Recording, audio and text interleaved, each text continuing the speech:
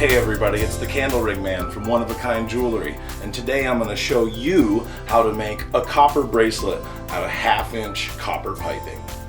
Making a hammered copper bracelet really isn't that hard. It just takes a thinner pipe. You really want to use a thinner one. If you go too thick, it'll be a little hard to work with. And you need to get a pipe cutter, and you need to cut the pipe at about 6 inches. And it'll look something like this after you're done. So with this little piece, what I'll do is I will heat it up with a torch and I will temper it. And when you heat it, you make the copper very soft. So then I'll quench it into some water, I'll drop it in there, and I'll proceed to hammer. I will repeat this process several times to make the copper bracelet. As you work the copper, it gets hard. So after you temper it and quench it, you pull it out and you have a couple good minutes to work on it before you want to temper it again. That way it's easy and pliable to work with. And then I'll show you how we form it. So first, we're going to have to show you how we do this. Here's the copper pipe. There we go. It's a good cut. It's clean.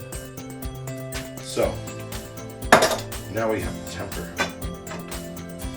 So I'm going to set a time lapse to this video so you can watch this a lot quicker. What I'm going to do is use the blowtorch here.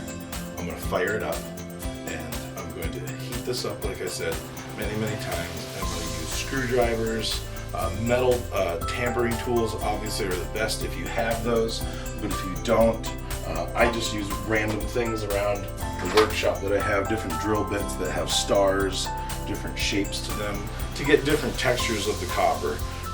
And you'll see it when I finish.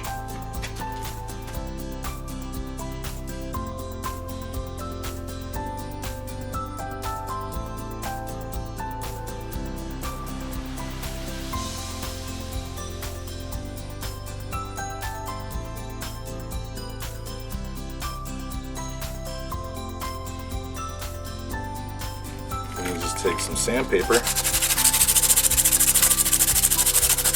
and get a little shine to it. Now, if you want to keep going and get into those crevices, the dips and the pools and stuff, you can try to do that. Go right ahead. But the issue with that is I like it. It looks antiqued and it gives it a nice effect. And with this kind of jewelry making, it's going to antique itself. It's going to oxidize. You could pickle it. That would help. Some vinegar, water, a little salt, baking soda, warm it up in the oven, throw it in there, 10 minutes, let it pickle in there. But these are just fine. A simple polishing cloth once a month will shine them back to just like it is right now. Really nice. It's really starting to get a good shine about it and a really cool pattern.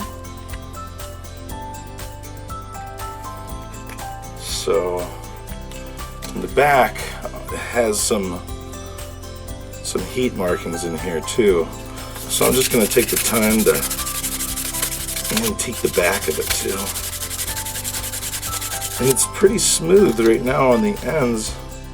I'm really happy with that. Normally I might, if the ends are rough, I'll sand them down a lot or put them onto a grinder that I have over here. But you can see even the back it's starting to get a good shine to it.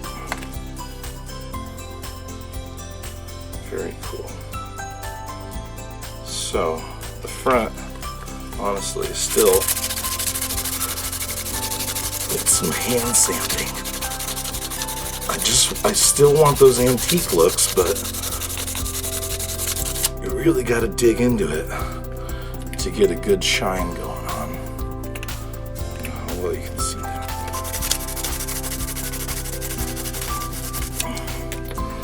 Now, forming it can be another issue, because to get this perfectly round is real hard. So what I'm going to do is I suggest finding a good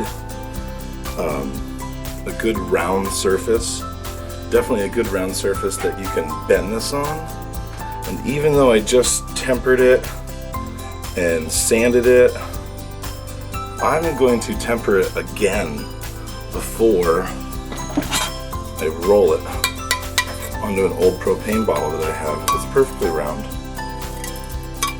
And as you can see, if I temper it and make this real soft, it's real easy to bend around this.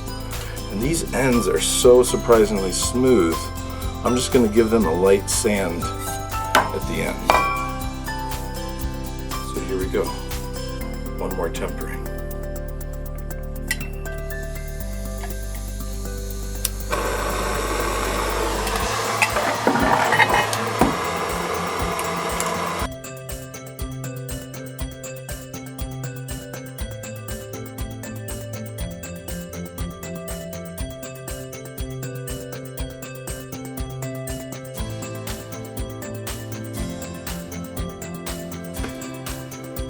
So now that we have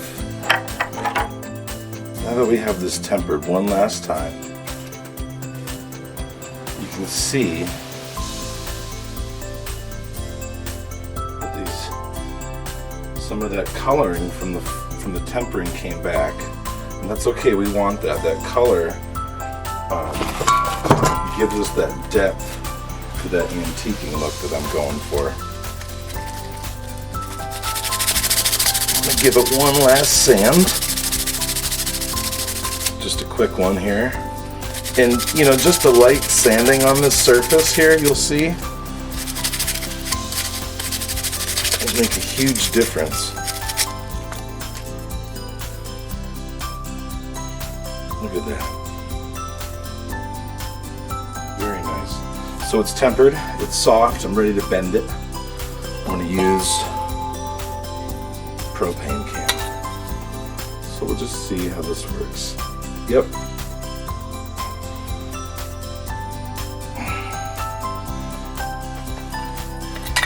So really all I need to do is get it in there like so, right? And now that it's pretty well rounded, I just finish it by hand. It won't get cut.